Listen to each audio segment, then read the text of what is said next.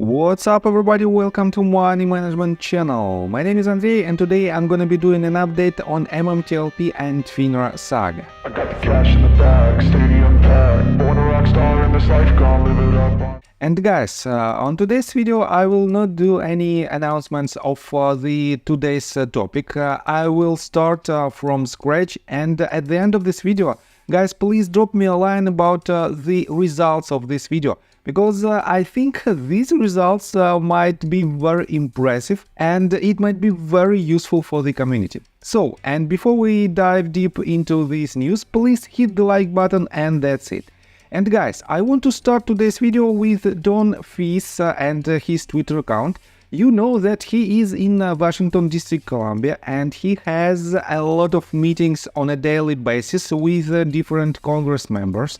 And I think the count is much closer to 100 people that he already met and to whom he disclosed the real situation about MMTLP story. And I want to give a huge shout out to Don Fis, because he's working extremely hard. He has multiple numbers of meetings on a daily basis.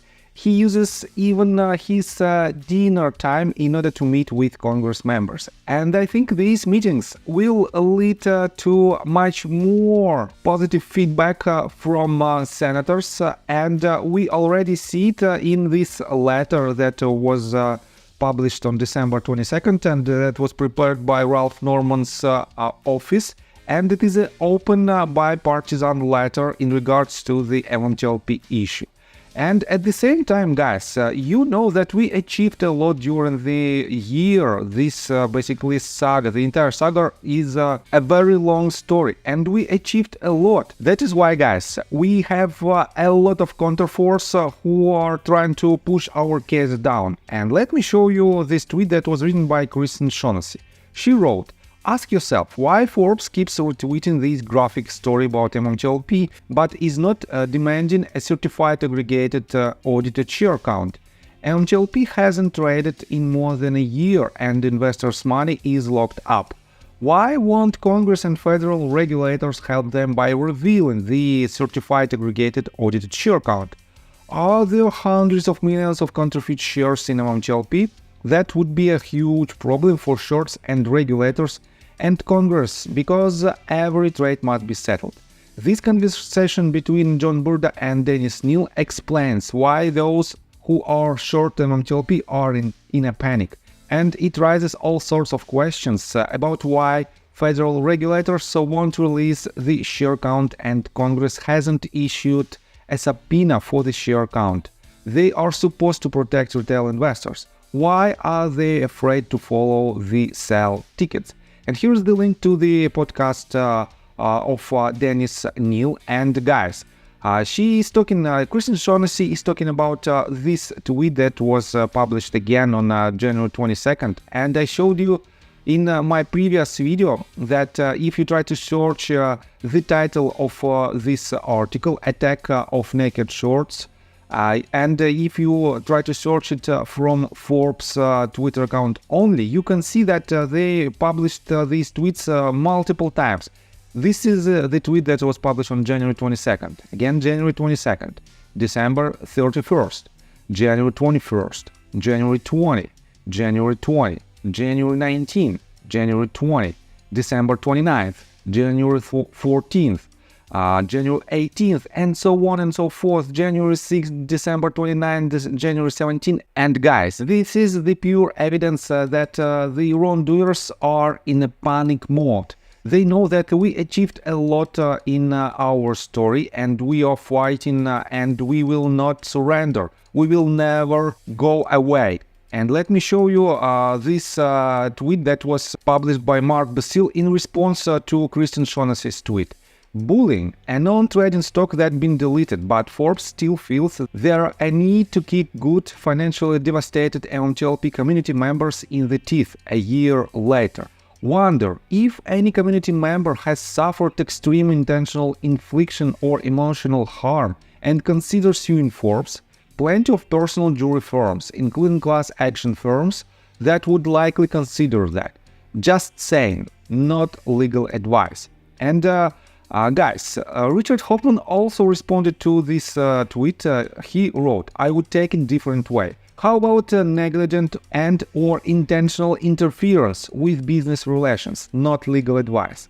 And Christian Shaughnessy respond, "Discovery would seem to be a landmine for them." And yes, I think the wrongdoers are thinking what should they do next, because they are basically trapped in this position, in this naked short position, and we are about to see several facts that will be an evidence for the Supreme Court that these wrongdoers basically rob existing shareholders of MMTLP and former holders of TRCH. And it is basically a pure violation of SEC rules. It is a violation of RICO law, and it is a basically crime. These people are robbing retail investors. And let me show you the next tweet that again is showing us that Forbes made this article in order to protect wrongdoers. Nicholas Raya wrote this 17 hours ago. MMTLP. How did Forbes know 6 months ago MMTLP would not be resolved by the time their hit piece would publish? See how that chains comment below. They must have a crystal ball. And here's the screenshot of the tweet that was made by Alicia Hallett-Chan. She is a creative director at Forbes, and she wrote this: "I am excited to share the project that's been 6 months in the making. This Forbes' first ever digital-first visual story told through a comic strip and so on and so forth." And this means this article, this hit piece article, was in the process of creation for more than 6 months. And during this entire period, they potentially knew that this resolution will not happen. And guys, this is another evidence that they are still on the side of wrongdoers, and that is why we have to solve this problem. On top of that, guys, let me show you that while we have this increasing pressure from our counterparty, because we are very close to some kind of resolution, other countries and regulators from these countries are still working hard in order to protect their retail community. For example, Christian Shaughnessy wrote again this tweet, Reuters exclusive. China regulators ask funds to restrict short selling of stock index futures. Sources. A hedge fund manager said he received calls from China's financial future exchange cautioning against reckless short selling, especially naked short selling conducted not for hedging purposes. Another hedge fund source said the exchange had informally asked this firm recently not to short sell for speculative purposes. The sources spoke on condition of anonymity. And here is the link. Here is the link on the article from Reuters, and here is the screenshot of this article. And yes, we have a very interesting activity in other country in regards to the short selling process on their stock exchanges. Let me show you this tweet that was retweeted by John Burda, and that was originally made by John Bowen. He wrote 14 hours ago, "Basin is basically lying. Why? Because you are hiding knowledge you have about the criminal activity, and you are diverting energy and focus with questions about MMTLP victims' actions." And here is the screenshot.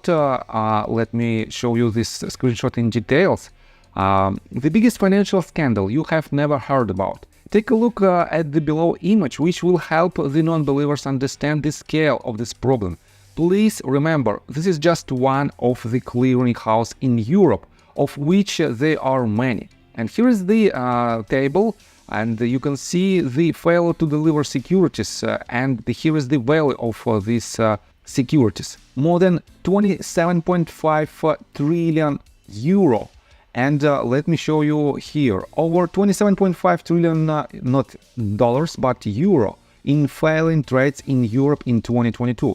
Remember how difficult it is to short European stocks. A high percent of this is North American companies. Why is this not front page news? And I have to say that it is true that we have a lot of American companies and the short selling activity from other exchanges, where you can easily short sell these stocks without any consequences. And guys, let me show you another quite interesting detail. Richard Hoffman published this tweet 9 hours ago. I'm hearing that TradeStation may be currently facing criminal issues related to their handling of MMTLP.